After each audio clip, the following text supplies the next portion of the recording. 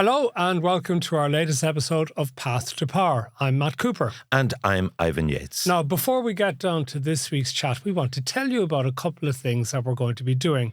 We're going to be doing live stage shows in September where you can join us.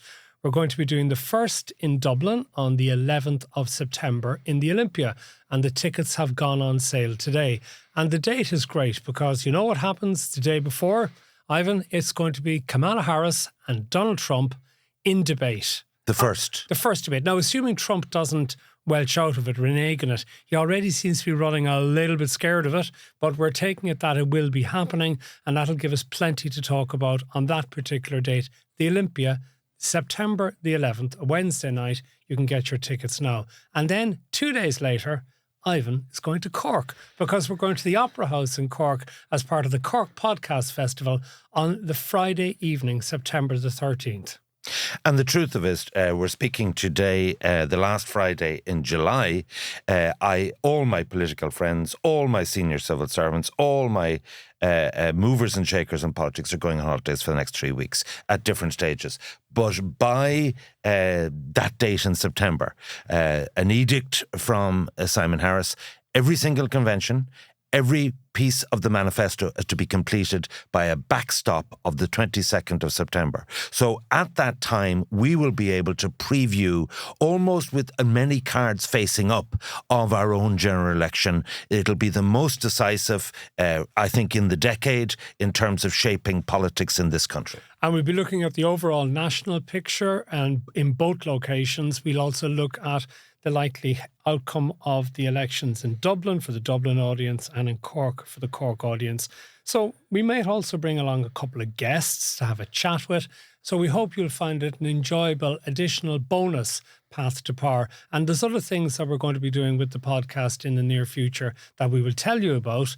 But let's first just concentrate on the live shows that we'll be doing. So just to repeat, the Olympia on Wednesday, the 11th, and then the Cork Opera House on Friday, the 13th. What time do I need to show up? Because I usually show up 5 minutes before, and it's about 8 o'clock, or what time is it? You'll rock in. I suspect it might be a little bit earlier. You know, people have changed. You know, your sort of old-fashioned habits have changed. People like going out for something to eat a little bit earlier. Okay. They like actually finishing drinking a little bit earlier. Dublin 2 set. But anyway, other than that, there might be a Montanati set in Cork. You don't know your geography that well at all, do you? Okay, right. Let's move on to today. And what we're going to talk about on the podcast today, a number of things. We're going to talk a little bit about Joe Biden stepping down, Kamala Harris taking over. Sinn Féin and immigration. I suppose the major policy initiative of the week was Sinn Féin's statements in relation to immigration, which has caused a certain degree of controversy. We'll also talk about RTE and the licence fee. The conversation has sort of moved on a little bit from the licence fee to the amount of money RTE is getting and what it's going to do with it. And we'll also talk about the Minister for Infrastructure, which is going to be part of the Fine Gael manifesto that Simon Harris is now talking about. And we'll also talk about the retiring Éamon Ó Cuív, who announced this week he will not be standing in the general election, a man who's been around a long time. And that means that the De Valera legacy in Dáil Éireann will be coming to an end. But let's talk about Joe Biden coming to an end. He bowed to the inevitable. We spoke about it last Friday, Ivan. Sad for him, perhaps, but my God, don't things just move on so quickly? It's just like, yeah, you've made your speech. It's very sad for you. Good luck. Goodbye. Next. Well, I think the reason why there was such a transformation so quickly is because he left it too late. We said after the TV debate about 3 weeks ago, the game is up. He was just unelectable. He actually resisted this for far too long, and I think did some damage in the process and allowed the Republicans to build up ahead of steam. But what we now have is a very conventional red versus blue election, whereby the candidacy of Harris will double down on all the things that the Democrats have been leaning into. Women's reproductive rights and that whole female agenda. Because she's a person of colour with Asian descent, the whole white versus the rest, with Trump being, identified with working class white people, and then you have all the other issues, pro-business, pro-worker, unions and so on. So I think we're going to have a really tough culture war election. which I think is going to be nasty. I think Josh Shapiro will, because I don't think literally the Democrats have a path to the White House and to power without winning Pennsylvania. So I think Josh Shapiro will be the running mate. Okay, but sorry, just to stop you there, what she is going to have to do in relation to that is reverse her position on fracking. Fracking for oil and gas is a major issue in Pennsylvania. She spoke out previously against it, would rather ban it. And if she maintains that position, she will lose Pennsylvania, even if she has Shapiro on the ticket with her. Interesting. Did you read, was it just, it had to be said, her statement yesterday on Gaza, saying that there'd be a stronger, more anti-Israeli line and more pro-ceasefire line, more pro-humanitarian line? I wouldn't describe it as an anti-Israeli line, but it was very, very interesting in that it's against what Israel is doing in Gaza at present, which is a different thing from being anti-Israeli. She can't afford in American politics to be seen as anti-Israeli. However, an awful lot of the audience that she will be going after, and particularly in the swing states, Michigan, whatever, will be sympathetic towards what is happening in Gaza to the Palestinian people. So I think she's trying to bridge that. And I think it's very interesting that she wasn't at Benjamin Netanyahu's speech during the week, his obscene speech that he made to the Houses of Congress, trying to justify all of the horrors that are being inflicted. And, you can understand why Israel is terrified of Hamas, and very much understand as well that Hamas wants to obliterate Israel and that there is support for that. And that is often lost in a lot of the horror of what Israel is doing at present, but that she actually wasn't at that speech to give an endorsement effectively, I thought was quite significant. So she's showing herself to be her own woman in that regard. Yeah, and reading reports from the Middle East, it does seem, if there is some ceasefire in relation to Gaza and Rafah, that Hezbollah could be prepared to kick off on the Lebanese side, and that there could be a whole new threat to Israel there. Yeah, so these are the things. It could become protracted. Yeah, it's protracted already, but it could become additionally dangerous, yes. But when it comes to the things, when you say traditional red versus blue, not quite as much, because you have the Donald Trump factor, and because the Republicans are not like the Republicans of old. The Republicans are fighting other things. Trump is, this volatile character who I think had thought that when he survived the shrapnel hitting his ear, I don't believe that there was a bullet that went through his ear. I think it is much more likely, as was suggested by the FBI during the week, in that basically when the monitor was shot and the glass splintered, some of that splintered and hit his ear rather than the bullet whizzing through his ear. There'll be as many conspiracy theories as there was about JFK. On that, Trump has to change. He now has to change tack. He had prepared attack on Biden.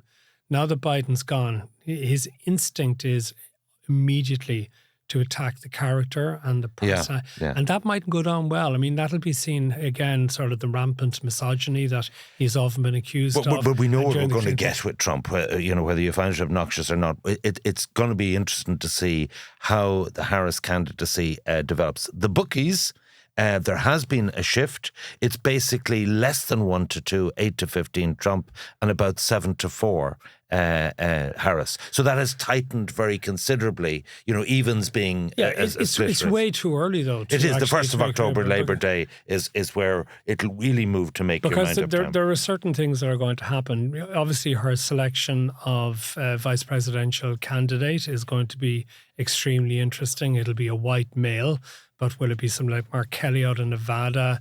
Nevada is a swing state. Could that swing it back? But then does she need to really focus on the Midwest? There are various other people that she could she will get a bounce. The Democratic Convention in Chicago, 19th to 22nd of August. She will get a sort of uncontested bounce from that. And you'll have all the endorsements from Obama and Clinton and all of that. And she'll get all It'll the be choreographed. She also is now getting the money in. And this is the very important thing, that one of the reasons that Biden had to face up to reality was that the money was drying up. Yeah. Now, there has been a bombardment of campaign against her by Trump's people. But again, how much is this going to actually solidify people's voting intentions this far out? The other factor, which I think is starting to come into play, and we talk about her vice presidential pick, and I said it last week, J.D. Vance could end up being an anchor rather than a booster to Donald Trump. Okay. He is, I mean, that stuff, the childless cat lady stuff, he didn't say it during the campaign. He said it 3 years ago. The interview has resurfaced. But that has really insulted so many people in the United States. This is an insult towards her, that because she doesn't have children, although she has stepchildren, which again, but, if you don't have children, that you're not invested in the future of the country. That is just so deeply, deeply insulting it's to so many people. And he is offensive. Yeah. And there's a lot of concern about how much he's controlled by the broligarchs, as they call them. These are the tech bros. And I think Trump as well will not like the attention that Vance actually gets. What he wants is a vice president like Mike Pence, who sort of does the mopping up stuff around the place, but who doesn't get the type of attention for his comments. Well, it's not impossible. It's not impossible if Trump wins that Vance will end up as president one day. I know, and that in itself could be something that the Democrats can actually push. Do you want this guy to be a heartbeat away from the presidency? Okay, back at home. Sorry, anyway, just to emphasize again, I just think about the debate will be box office because when they get to debate each other on the 10th of September, Harris has his prosecutorial style.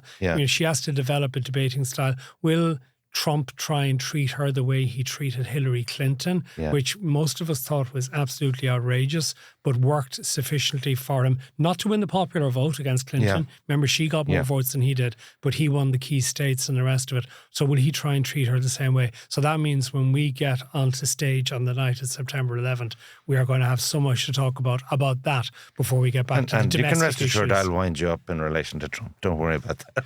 Why thought... do you say that? Do you like Trump? Well, no. The situation is I indulge Trump in a way you don't. The point is this, that on a more serious note, your shirt today, I was expecting either black after Cork's defeat or red to show purpose. How do you plead in terms of the All-Ireland final? I mean, now that you mention it, and this is not a sports podcast, so we will not be going down that route, but I did have my old retro 1990 Cork jersey on last week, and I wore it proudly. Tear-stained? Yes, absolutely. But also anger. But anyway, we're not getting into that. But you know what it will bring to I want to congratulate Clare. I know you didn't. I'm sure you do. I have no problem with Clare. My problem is the referee. Anyway. But I didn't really notice it at the time because I was too angry, shall we say, at the outcome of the game. But Jarlath Burns made a terrific speech in the presentation. Jarlath Burns, who is the president of the GAA, who is from Armagh, and I said be very anxious. I've met him a few times. Be very anxious this weekend with his son as well as part of the squad playing against Galway in the All-Ireland final. He made a terrific speech in which he mentioned our emigrants and very pointedly talked about the way that they had been assimilated in foreign countries and how grateful we are as they and their descendants were looking back in. And it was an incredible rebuke, I thought, and many people have taken, to the people at the moment who are not extending that courtesy or friendship in this country to the new immigrants to the country.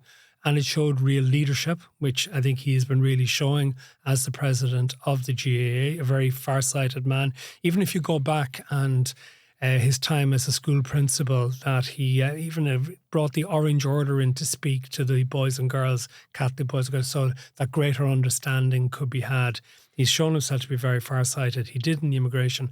And you sort of wonder, maybe this came a couple of days before Sinn Féin's latest immigration policy, which is as populist as you can get, but I'm not sure is actually going to do as much benefit to Sinn Féin as it thinks and hopes it will. And what do you think? Well, first of all,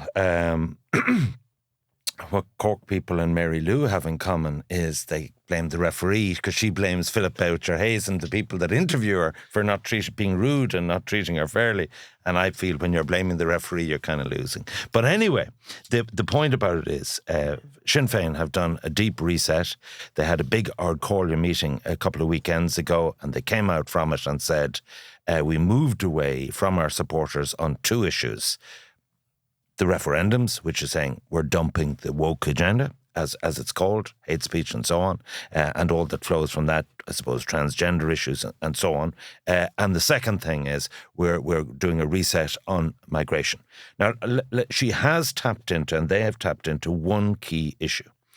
If you take the building of the Crown Paints, If I wanted to build 200 apartments there, I would be stuck for 5 years in the planning system. Judicial reviews right through. Sorry, that's not something you agree with, though. No, believe absolutely. There should be a much faster planning system. No. So the situation is, the point of difference is between asylum accommodation, migration accommodation, and all other forms of accommodation is that it's got a planning exemption. And even if you see the statement yesterday after the police authority meeting with Drew Harris, he as much as said the circumstances whereby the police had to be sent in was actually inappropriate and the wrong procedure because they were dealing with things that should involve consultation with communities. Now, what Sinn Féin have proposed is an audit in place before so in lieu of planning, an audit of what are the schools, what's the healthcare system, is it adequate to cope with 500 people in Coolock? And really what this in political terms means, that every local Sinn Féin TD, councillor, senator will be able to come along and say, there's no audit here, wherefore we're going to lead the charge against it. And that is certainly populist and clever enough. It is. And it gives a pretext to have one stance nationally. Yes, if it meets the criteria, we're all for a multicultural society, but on the other hand, we're not. Can I just say a little bit about migration? Because I was speaking to some young people sort of in their 20s about it. And they said, Ivan, you need to understand the politics of people's responses to migration. First of all, he said, the Shinner supporters go around carrying Palestine flags. They are leading, 6,000 people on a Saturday, a ceasefire in Gaza. Sinn Féin are the blue-collar people leading that charge. And where Sinn Féin have hit the rock on the road is that the people at the pro-Palestinian marches are not the Gavin Peppers and are not the tricolour people. They want Ireland for the Irish. They see it as a monoculture situation. They see it as ultra-nationalist. And they don't want to truck with people from the Middle East. They don't want to truck for any people of colour. And the situation is, even with this shift in Sinn Féin position, they're not going to recover. The other group, which is really interesting, are people who are working in the tech industry. Ravi and Rishi and people, really bright people.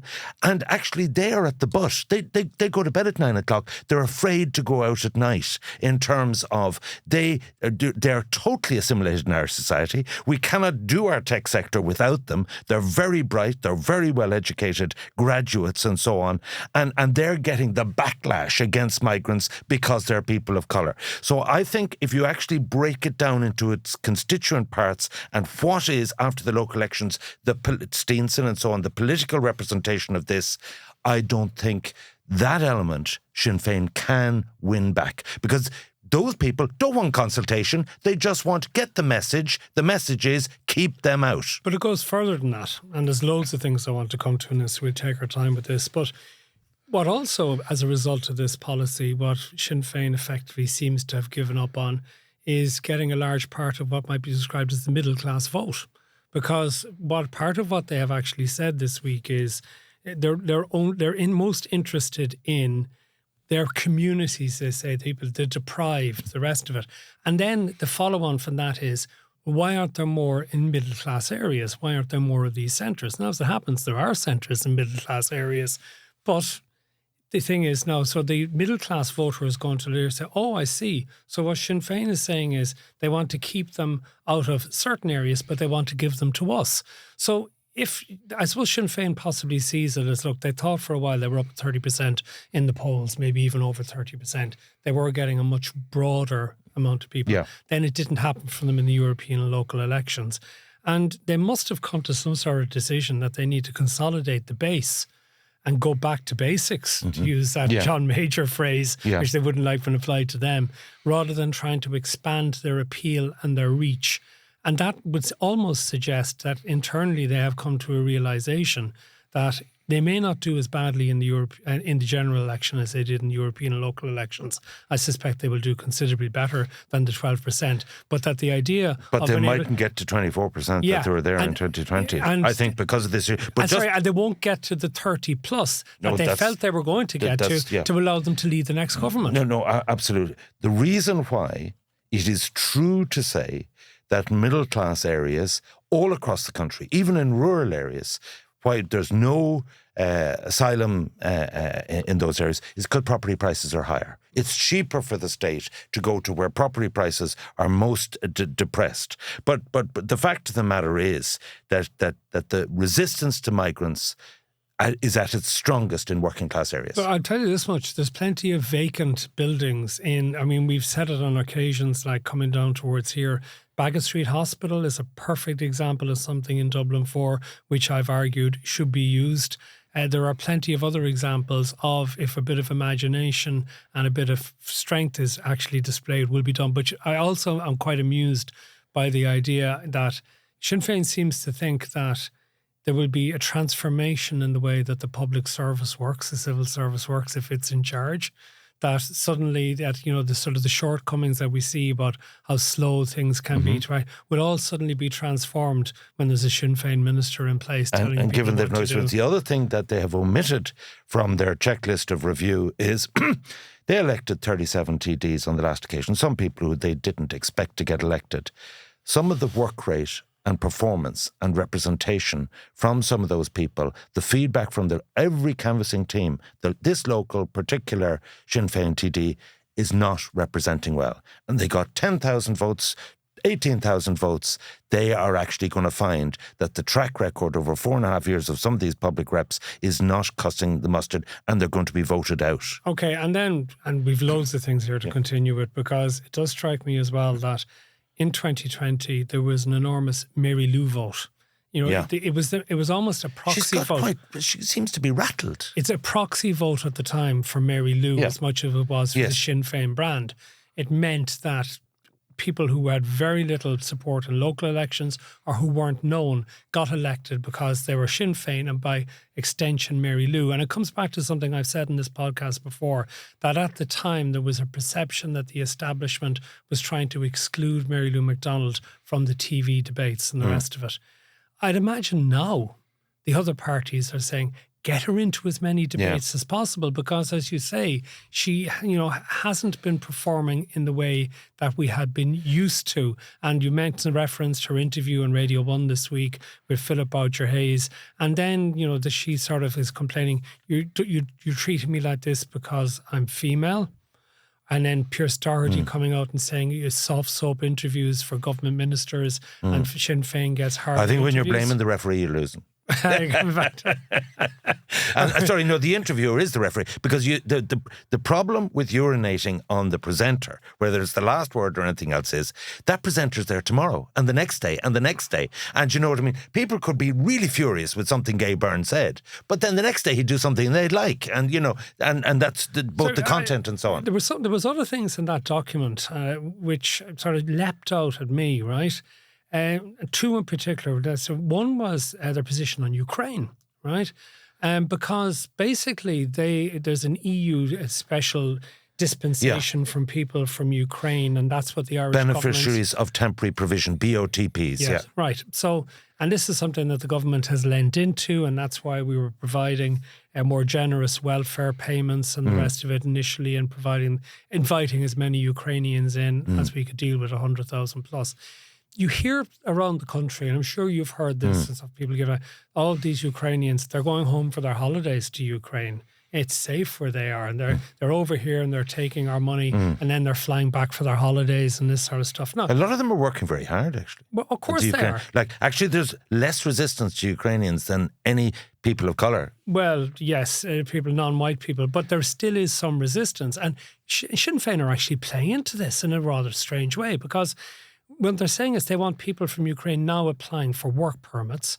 And they're talking about if people don't qualify for the work permits from March 2026. They'll be IPA, Yeah, they'll either be in the International Protection Asylum or send them back to Ukraine. Send them back to the safe parts of Ukraine, which means Sinn Féin decided that it supports the partition of Ukraine. But no, hold on a second. This Let is me government finish my policy. point. This is government. I know, but hold on. They're matching you. They're mirroring government policy. But hang on. Sinn Féin is against imperially imposed borders. So what they're actually saying is Russia has invaded Ukraine, and they have lines in the document condemning the invasion of Ukraine by Russia. But what they're actually saying is send Ukrainians back to safe areas. Now, two things on that.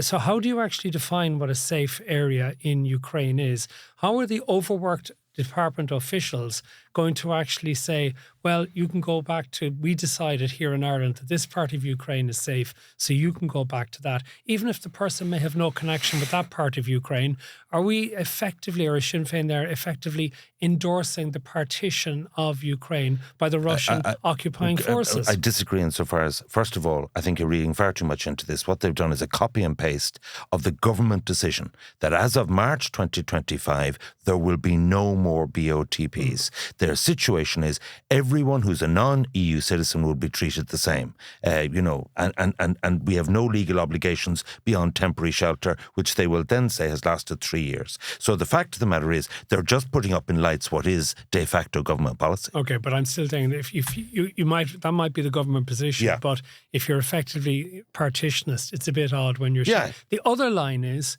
and this was a real dog whistle, I thought, that our immigration policy should be set by Ireland alone and not by the European Union.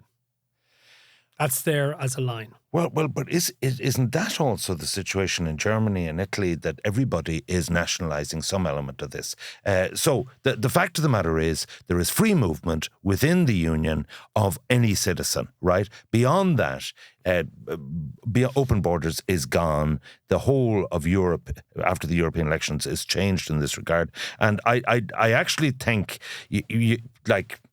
the system is becoming more racist. Sorry, I'm not arguing against national competency and us having flexibility to do as we think is right for our country ourselves. But the point I'm making is Sinn Féin has been on a journey in relation to the European Union. Yes. Remember, it used to vote against all the various treaties and the rest of it. And even once we ran a debate on the last word on one of the treaties back around 2012, and on the no side sitting together were Mary Lou MacDonald and Nigel Farage. Yeah. Right? We did it as a live outside broadcast, and they were both arguing the same thing. Although in fairness to Mary Lou MacDonald, she was very uncomfortable sitting beside Nigel Farage on the stage at the event, because she certainly wouldn't have agreed with a lot of his views. But anyway, the point is that Sinn Féin had become much more EU friendly as part of its expansion to try and get more votes. And in this document, it is now suddenly start talking anti-EU again. But look, this is a fundamental principle of politics. Stick your finger in the air. What does the public want? Give it to them. Sinn Féin is no different to any other party. They have moved with public opinion. Okay, but what about the issue of leadership, which comes back to what I said about Jarlath? Followership work is much more successful than leadership, but call it leadership. Follow them absolutely. If you set your chin and your face against public opinion, they will vote you out. It's as simple as. Actually, just as a brief aside, when you're mentioning the EU as well, I was amused as well to see this week Ursula von der Leyen doubling down, saying we want a female nominee, we want a male nominee. The Irish government will not oblige. And you know what's going to happen as a result of that? He'll get a Mickey Mouse. As a result of that, and also the 4 Fianna Fáil MEPs. And people will blame it on the fact that he's from Cork. Anyway, we sort of touched on that one last week. RTE. Okay, no, we need to take a break, Ivan. Ivan, look at the time. We're being yapping away so much. So what we need to do is, before we come back and remind everyone again about the live events that they can attend at the Olympia or the Cork Opera House, we need to take a break. Welcome back to Path to Power, and as I've already said countless times, and we'll keep hammering away at this, come and join us either at the Olympia Theatre in Dublin on Wednesday, September 11th, or in the Cork Opera House on Friday, September 13th. Tickets are available now from Ticketmaster.ie. Will they be able to get a drink? I'm assuming Watch us with absolutely. That'll make it a much more digestible performance. Don't be encouraging excessive drinking, because Alcohol Action Ireland were quite annoyed with us over what we said last week. Oh, I don't mind them. Yeah, it's quite amusing actually, because I never got any response from Fiach Kelly, by the way, giving him the credit for the pint of Guinness and Checkers. Well, anyway, the Alcohol Action Ireland actually in a statement, or they somewhere anyway, accused you of playing to the drinking classes. No, playing to the sort of the far right stereotypes by describing them as an unpopular NGO and stuff like that. So they were quite annoyed, as I've discovered, about this. So we had their chief executive Sheila Gilheany on the radio during the week, and she was taking issue with me for supporting the Simon Harris and Keir Starmer pint. Yeah. She was doubling down on the idea that this was inappropriate. First world problem, get over it. Anyway, okay, let's move on.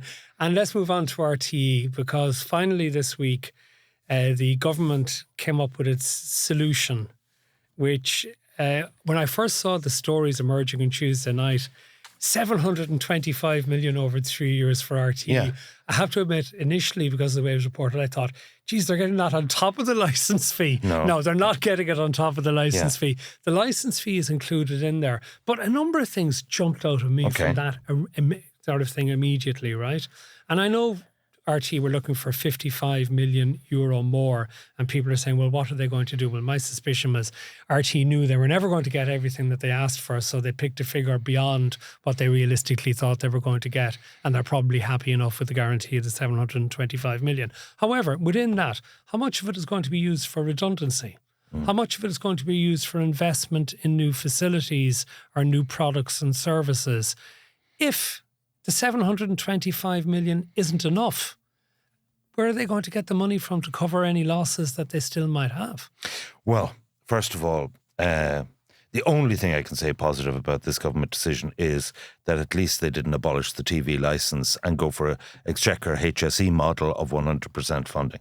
Other than that, it's an unmitigated, spineless decision and series of decisions. First of all, it is a blank cheque for 725 from this perspective.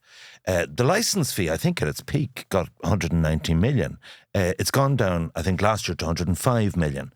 The situation is that they're going to get the 725, even if the licence fee, which they're saying will, have better collection methods. Even if it went to zero. Exactly. So the state, that to that extent, it's a blank cheque, and they did not say this explicitly. You will get this money. When the Taoiseach talks about certainty, 3-year funding, and no one else has that, including the HSE, he's actually written a blank cheque there because they don't know what the TV licence will be, and whatever it is, if it goes south, they will guarantee the difference. The second thing is that this actually is rewarding failure. The fact of the matter is... Kevin Backhurst has denied that. He said that it's rewarding the fact that they are sorting out the failure. Right. Well, that I'll tell you, I'll spell out that failure for you, which is totally bloated severance and voluntary early retirement schemes, which are unaffordable for an organisation that is technically bankrupt. Without these subsidies, which are now put in cement, this organisation, if it was run in any way based on market economics, could not afford these levels of payoffs. So not only do we have a situation, I spoke to someone during the week who worked for 14 years in RTE and I would consider very mild-mannered person, and now in the last 20 years is in the independent production business and will be pitching to Virgin, to RTE, to Commission Éamon, BAI, Screen Ireland for projects, and would have a fair understanding of all the different things. He said from the get-go it was overstaffed. It had about double the staff it needed. And what we have done in this is the government have actually believed what he's now called Kevin Blackhurst instead of Backhurst, insofar as that he is actually... He's done a fantastic job in hoodwinking the government, in getting an organisation that is dysfunctional, overstaffed, overbloated, and actually said, this is normal, and we're going to write cheques over the next few years to pay our way out to downsize this, when it should have been done a la any market thing. Look, the cash has run out here, and this comes to a wider story. Very interesting story, a little bit complicated in the Business Post, your paper, this week, whereby Daniel Murray has gone through the Exchequer finances. Now, just bear with me 1 minute on this. So what he said is that what is the year-on-year increase in expenditure? So what they did is, for the last few years, during COVID especially, they had a kind of off-balance sheet to say, we're excluding all these once-off payments, because it's not like RTE, it won't recur. So if we give you a subsidy on your lecky bill, you know what I mean? That's off of the figures. So when we're looking at total expenditure for 2023, we're actually excluding that. What they've done now is they've changed the rules in 2024. They've taken the outturn of expenditure and they've said they've applied the increases on top of that figure and say, well, no, we're only doing historic figures and all the rest. And instead of a 6% increase in expenditure, you're near to 12 or 15%. And that bloated economics, that rubbish cooking of the books has facilitated things like RTE at a time of plenty, which won't be forever with the CPT receipts. The fact of the matter is, it is shameful and spineless that they have rewarded failure. There's no which way about it. And can I give you just a little example? One of the things that I liked in RTE radio was on a Saturday or Sunday, because somebody might write an interesting column or whatever, and I wasn't going to buy a newspaper. It says in the papers has been axed. And I'm glad to see Kevin O'Kelly, who used to be RT's correspondent, their son Paul is now doing it on Dublin Champion for free. What it says in the papers Friday, Saturday, Sunday. But here you have a thing where the big, really superstructure of middle management, overstaffing. No, we're not going to cut that. We'll cut something that is freelancers at the weekend. Again, what is in the public interest? What is in the viewer or listener's interest? Okay. I'll come in on that now, given that you've exhausted yourself. I think you're nearly out of breath. And so all that excludes TG Carr, 100 million a year. And you're off again. Okay, what we have in RTE, everyone for years has gone on about the advantage that it's had over the other media in dual funding. What this is actually copper fastened is triple funding, right? Because in recent years, the licence fee hasn't been enough, so there's been top-ups and subsidies from the state. And of course, it continues to be strong in the commercial sector. Now, everybody in media is suffering from having a smaller advertising pie to chase, or a smaller share of it, because so much advertising has gone into the Googles and the Facebooks and all the rest of it, who are the parasites on the back of the media and who take the content and who monetize that for themselves. So there's less money to be shared around at a time when there's also less eyeballs for television because of the way television's changing. And there may be less ears listening to radio in the future as well, given the popularity of things like podcasts and the way younger people are consuming their media. And it's all become more fractured and diverse. So instead of actually resetting RTE entirely to take into account the whole 21st century dynamic, it's basically reinforcing, trying to do as much still of what it has been doing and add in all the new dimensions as well. And this leads to issues in particular of fairness to those who are in the commercial sector, but who also are required by their licensing to do public service broadcasting, which costs money. And they have to do it strictly out of commercial revenues, which are difficult to obtain at a time when RTE is getting bolstered by two other streams of income. And I think that's why you saw the fury in the reaction of Virgin Media this week. Virgin Media wrote earlier in the year to the government and claimed that the cost of putting on all of its news services and programmes like the morning television. Did they put a figure on it? 30 million quid. Okay. They looked for 30 million quid. It's in the letter that was sent in at the end of March. Now, again, it's a bit like RT looking for... They take 15. Or they take 10 or whatever and stuff. And it would change the dynamics and finances. Now, you can argue that, that there is audience in news and current affairs and whatever. But, TV3 as it was, Virgin Media, are entitled. And we've seen this week, they put out a public statement, very strong, and I think we shouldn't underestimate it. And I'm writing about this for the Business Post for Sunday. It actually was very pointed. Very, very pointed. I don't think the government should be actually in any way complacent that this is just posturing or something like that. John Malone, who owns Liberty, which owns 30% of Liberty, but he controls it, and it owns Virgin Media. He didn't become one of the richest men in America and the biggest personal landholder in America by being soft. And it's the same for Bauer's investment and Virgin Media and Liberty. But can I say this? And also local radio, whatever, and stuff like that. And actually, somebody Ian Geider made a good point to me. I think it was Ian made a point to me during the week, or it might have been somebody else.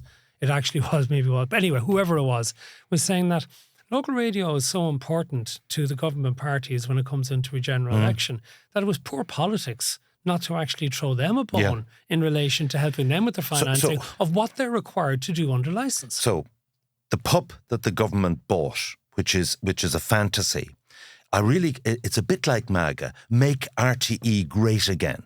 It's not going to happen. One of the things I do is I travel up and down by train and I walk because of my back. And I see everybody bar exception, under 40 is on their phone. Are they ever watching RTE? Are they ever watching even terrestrial TV on their phone? The situation why RTE will not be great again is the fragmentation of the digital landscape of broadcasting is permanently changed. So not only RTE, BBC will never be the same again because viewing patterns have changed. The actual use of a TV has changed.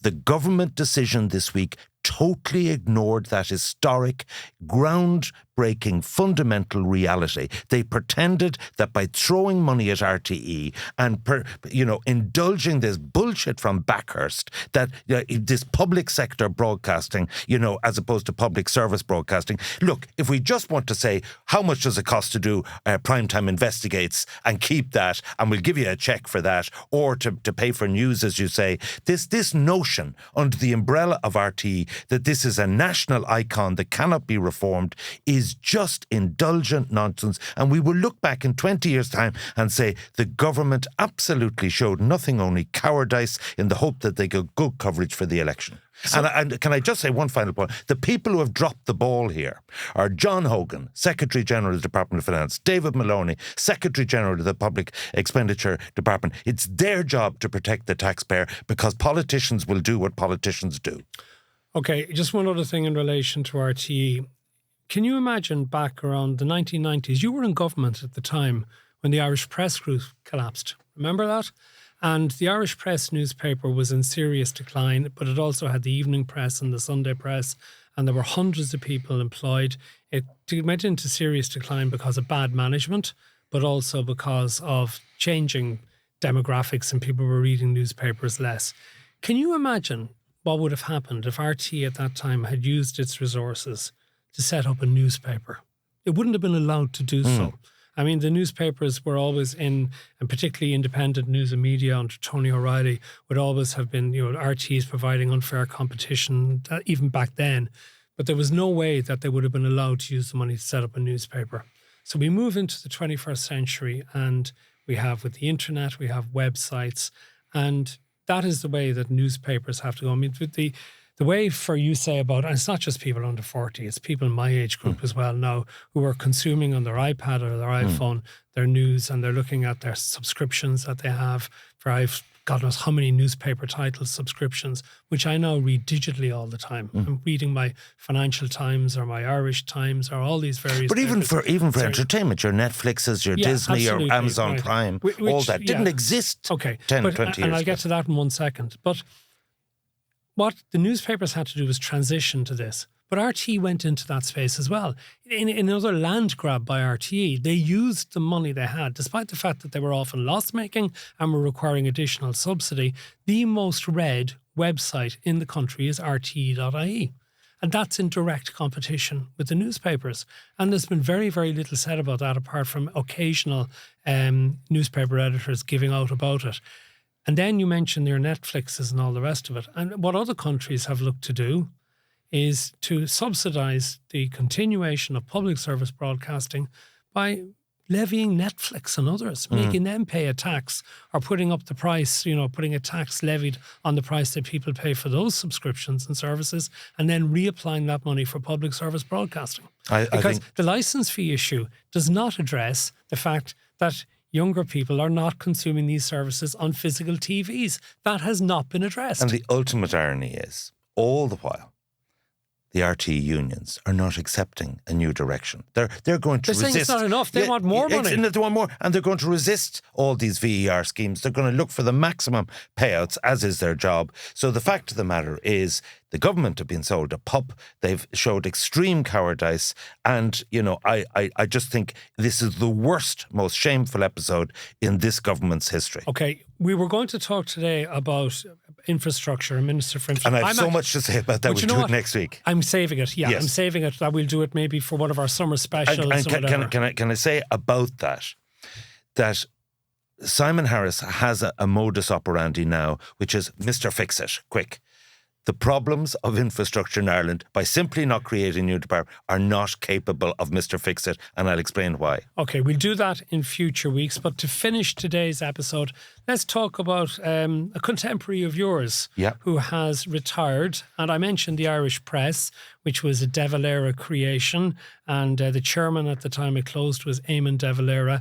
But in Dáil circles, Éamon Ó Cuív is known as Young Dev. Yeah. Wasn't so from the lineage, the De Valera lineage. What did you make of him as a sort of a traditionalist the whole way through his career? I mean, I would have always thought a very sincere man. Yes. Very much, had his beliefs and stuck by them, but might have become, to people in Fianna Fáil, begin to look a little bit dated, perhaps. Yeah. So first of all, it is the end of an era. I also served with Sheila De Valera. Vivian De Valera was slightly before my time, but there will be probably no De Valera in the next Dáil, because I'm suspecting that Senator Ollie Crowe, who is long established business in Galway, now living in Armore, would be in line to get that seat. They were looking for 2 the last time, and Ollie went close enough, so I think he'd be first in line. But they have about 10 councillors in the area. Fianna Fáil are quite strong, so they'll hold the seat. It's not a problem in terms of succession we've spoken about generally. Interesting also, I see Catherine Connolly was 67 this week. Will she consider retiring out of the same constituency? I pose that question. As regards, I doubt it. Yeah, I doubt it too. I think she enjoys the position but far it's too like, much. no, I get that, but I'm just making the point, because I said this about Catherine Murphy and Roisin Shorter before anyone else By the way, did. do you see Rory Hearn has got the nomination? That's right. To take over, not to take over And Roisin Shorter's Councillor seat, Aidan but Farrell is is likely to get the Kildare seat in North. I think Rory will find it very difficult in Finglas to get that seat. Like an academic. But he used to be from People Before Profit Solidarity before he moved to the Social Democrats. So maybe that's all a bit NGO-ish for what is a kind of guttural, really social black spot area. But anyway, good luck to him. The other thing I would say, so on Éamon, first of all, both in politics and so on, I would say a gentleman. Yes. Not someone you'd do a backslapping pint session with. You know what I mean? He actually often Not everybody is, I know that, but I'm saying it as a quality, and therefore maybe he was a bit shy as a person. Absolutely believed everything about community enterprise, community development. He was Minister for Rural Affairs and really believed that. It wasn't just giving out grants. He and had a career in that earlier. Absolute Gael gore. The Gaeltacht Derry and Clifton. Sorry, can I tell a little bit of story about that? Is actually because all of my children have spent time each summer in the Gaeltacht learning their Irish to be far better at speaking Irish than me. And they never got into Éamon Ó Cuív's house when they were been, dispersed at the various. But it had the reputation that himself and his wife ran one of the very best Gaeltacht homes for the kids coming down from Dublin. And it was almost like, if you can get into Éamon Ó Cuív's house, you'll be doing well. The kids do brilliantly there. No, and he has done the state some service. But what I'm really saying is, unlike sort of chancellors like me that would be opportunistic and mercenary, he believed in all this good stuff. So fair play to him. And I wish him well into the future. Few interesting things. It's been a hectic week at conventions. I point to Wicklow Wexford held conventions this week for both Fine Gael and Fine Gael, but Cork South Central is really interesting, and we'll talk about this in the Opera House. So they have an ad, I don't know what retail group is, and when the 50% off mattresses are gone, they're gone. They're really gone. And when the 50% off barbecues, they're gone, they're gone. Well, in Cork South Central, when Simon Coveney is gone as a TD, he's gone. When he's gone as a minister, he's gone, because he was supporting at this convention. So there was 5 went before the convention. And the rule... And Jennifer Carroll McNeil went down to oversee things, didn't she? So anyway, the rule was one of the 5 candidates had to be selected from Carrigaline, which meant that Una McCarthy, I think it is, had to get elected. And so therefore she was automatic. So we had 4 going for 1 position.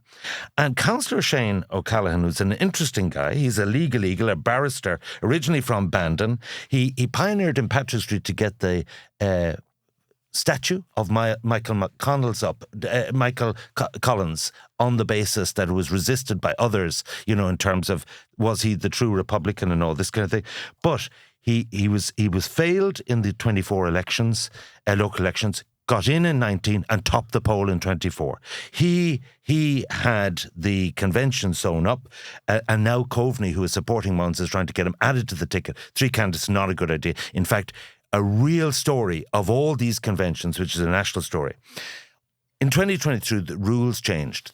You lose 50% of your state funding as a political party unless you run not 30, 40% female candidates. This means for Fine Gael and Fianna Fáil that the system, the democracy, throws up mostly men. That everyone who's added will now have to be a woman. They may have to look at running 12 women in one constituency just to get the money rules satisfied. But the point about it here is that I think Shane O'Callaghan beating Jerry Buttermore, beating people that were shoo-ins, beating John Mullins and so on. Sorry, you mentioned John Mullins. Yeah. John Mullins came over to the table I was at in the Burlington Clayton last Sunday night. He's a great GM man, in fairness. And, he was on this Porky Keeve committee. But he came over and he actually said something along the lines of, I can't remember the exact words, but oh, so close, almost made it, and sort of left the table, to which everyone at the table, was he referring to Cork today or himself politically? No. So these conventions are all happening. The other thing is that Stephen Kinsella, Professor Stephen, has got his feet under the table, and they're working. The new economic advisor to Theatre Dublin. And he is a big fan of the Department of Infrastructure, and it'll be interesting when we come to discuss that next week about the resistance from the permanent government to all that. Okay, that'll do it for today. Tickets are on sale at ticketmaster.ie if you want to come and see Path to Power live in the Olympia on the 11th of September, and then in the Cork Opera House on September 13. But we will have loads of Path to Power podcasts in the meantime. We'll be back again next week. So from me, Matt Cooper. Will I have to be empathetic to Cork people in the Opera House? If you know what's good for you. And from me, Ivan Yates, goodbye.